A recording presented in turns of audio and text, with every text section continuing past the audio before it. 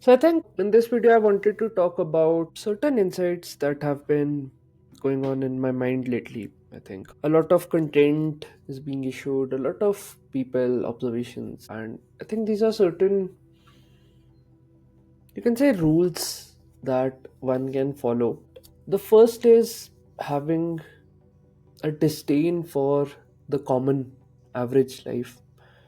And by average here, I mean, let's say not from an unfortunate sense that people have financial hardships and things like that, but average from that sense that you see people are relatively, let's say, in a stable, comfortable position.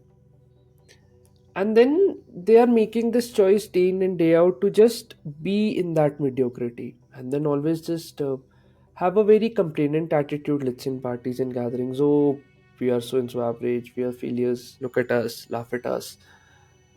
Now you see that these people are not coming from hardships, but from a very relative safe spot of sorts, wherein they're making this choice to just be very, let's say, mediocre. Now, nothing wrong with living a mediocre life, but the problem is they're like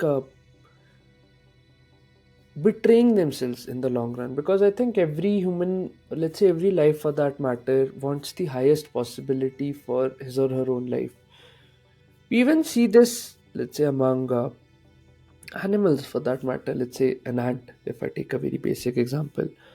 If you want to, let's say, step over an ant, assuming it would do everything to not come under your feet, it would run here and there, here and there.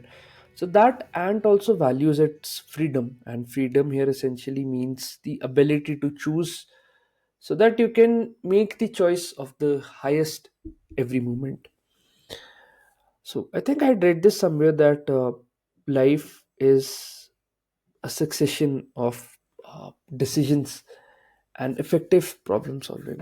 So I think this single decision to just choose from that space of choosing the highest possibility for yourself at each and every moment is a good mental frame to have, because this single, let's say, frame of mind will determine each and every choice that you would make, let's say, with your relationships, with the type of opportunities, risks you would take in life. And it shouldn't just remain static. I think as you grow more and more, the nuance of a lot of things, the complexity, let's say, when you go deeper in a skill or in a field, it should also be added from that perspective, because you can always see that what's the general trend that people are adhering to, let's say, in a common culture. It could be, let's say, from a company perspective, from a state perspective, from a country perspective, and things like that. So always see that what are the controllable choices that I can make that would make me unique in my own skin, even if it comes at the cost of others criticizing you or mocking you. It doesn't matter. Opinions are just opinions, they are not facts, right? I have always said this, that someone else's opinions should not become facts for living your life. And I think that also comes from that youthful energetic center. Now what I mean here by that youthful energetic center, you see, a lot of innovation is brought in this world is from the people who are very young in their mind, who are, let's say, not clouded by the judgments of society, opinions, and things like that. Why is that the case? Because their mind is like a clean slate. And I think in some people, there's a lot of aggression, and they truly despise the life that these old people have been living. And I don't know, like, this is a very common pattern that cultures generally tend to change with time, or at least that should be the general idea. But some cultures become so rigid that whatever had been happening in 600, 700 years ago, we're still carrying that pain to this day. So if you want to make a positive change, or let's have this powerful source of energy within your life, look at disdain a lot of things that are so called common in today's culture, which does not make sense logically. Because every time you experience this disdain, the why within you, or let's say the will to be true to who you are as a person, grows stronger and stronger. I would also argue to the point that carry a small notepad with you at all times, or maybe a pen as well, and write down everything, whether you're going for walks, parties, whether people are like, having conversations, because life is a random happening of spontaneity happening at all levels. Reflect, keep on reflecting all the time. And I think just writing things that, let's say you go to a party, there are certain things that you don't like and you never want to experience them. Write that down and then be true to that. Because these things serve as data points in your life. When let's say you were under the spell of outside social structures or outside commitments and things like that. When you start doing this, at least somewhat level of honesty would start coming in your life. Because I think the whole point, if I quote the Bhagavad Gita, is Krishna helping Arjun to remove the mental clutter, the mental biases that he has, so that he can fully involve himself in that action of shooting the arrow in on the battlefield. So I think, consider yourself like an Arjun of sorts in this world, because now the battlefield is very intense and there are a lot of forces which are trying to steal your precious time, steal your precious life, and they want to make profit out of it, no matter what the long term consequences and costs are. Because there are a lot of people, like, the world is not run by, let's say, quote unquote, from a metaphorical sense, Krishna or both, right? They are run more from very narcissistic assholes, very psychopathic assholes for that matter. Jordan Peterson talks about it, that having an anti-vision, basically what you don't want to become, is very important. And those small, small notes, the diary notes that you take, helps. Okay.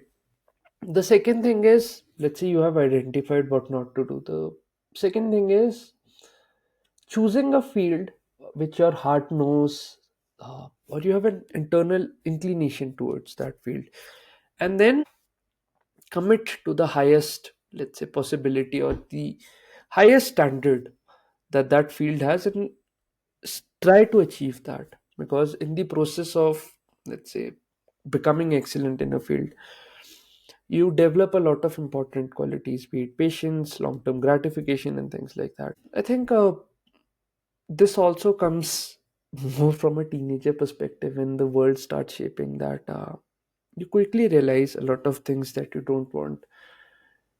It could be the type of habits, the type of patterns, the type of lives you don't want to lead. So I think from that alone, there also comes a aim of sorts, that what is it that this life should be worth, kind of being worth given for. Because then when you have a very strong why, I think a lot of failures would come and you wouldn't make it an identity of your being. So I talked this about in my previous video, that how the mistakes are separate from your being. We shouldn't internalize those mistakes, just learn from those mistakes as data points. This relentless commitment to be excellent in your chosen path is a very good vision, and a lot of people don't adhere to that. A lot of people numb themselves, and this is a very cyclical process. You see the parents completing education, doing a job for 2 3 years, and then kind of getting married, having kids, and then this cycle kind of goes on and on. And these days also people just want to get married out of fear, maybe out of hormonal things and things like that. But deeper questions need to take root in your own life, because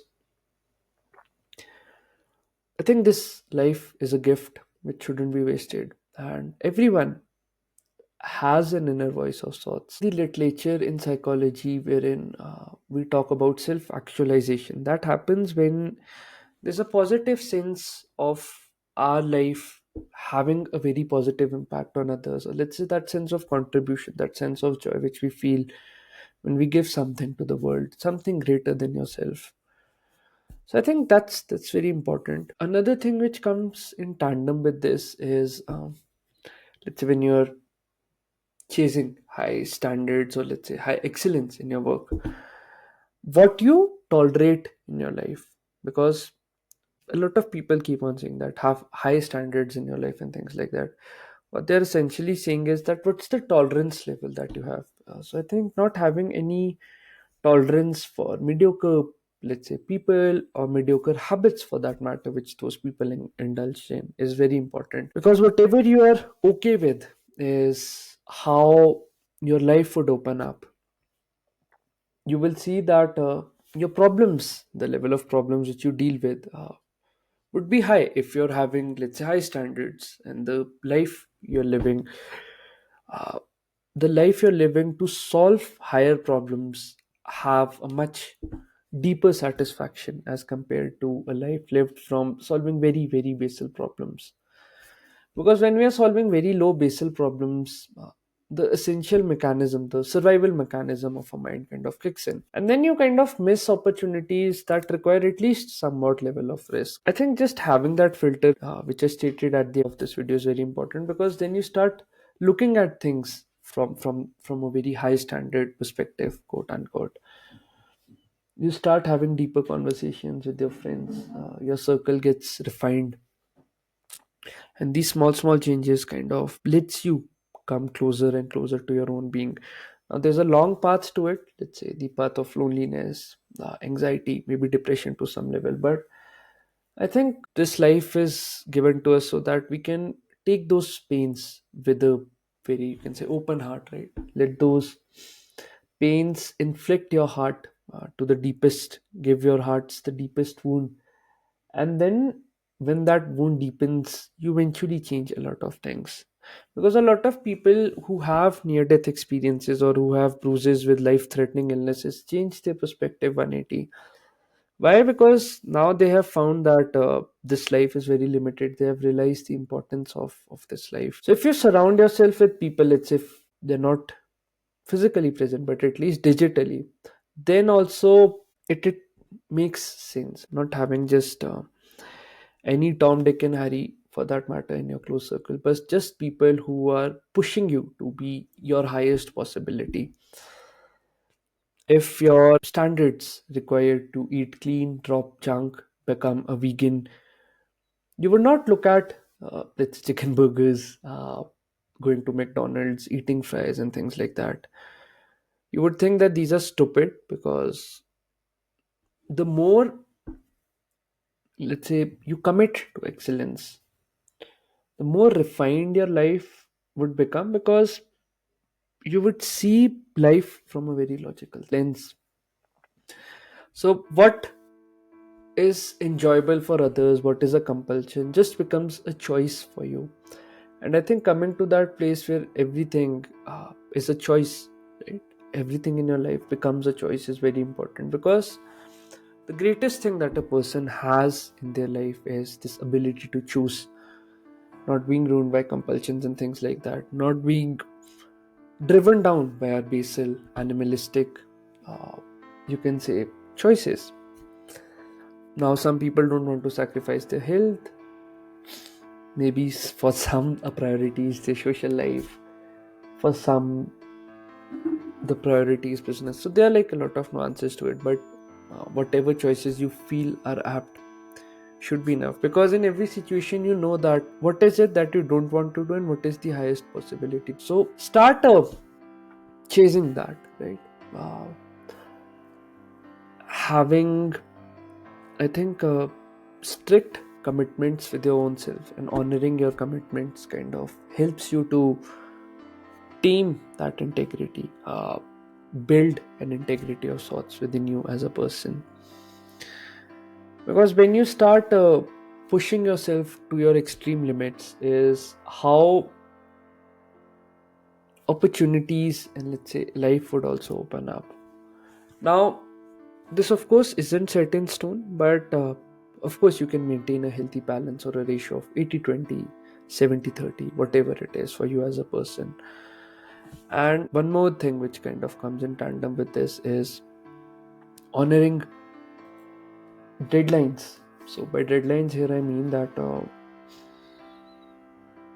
whenever there's a deadline hanging on your head, don't be very nihilistic. Don't blame them. So and so things have happened in my life. Oh, now I have to do this and things like that. Honor them, because deadlines help you to achieve your, let's say, highest in a very short time. Deadlines help you to respect your own life. So I think setting deadlines on your own self is also very important when you're going in this pursuit. But yeah, those were like certain insights which I wanted to share. So let me know what you feel about it. And until then, this is Debashish Bindra from Debu Ki Dastak signing off. Cheers. Bye.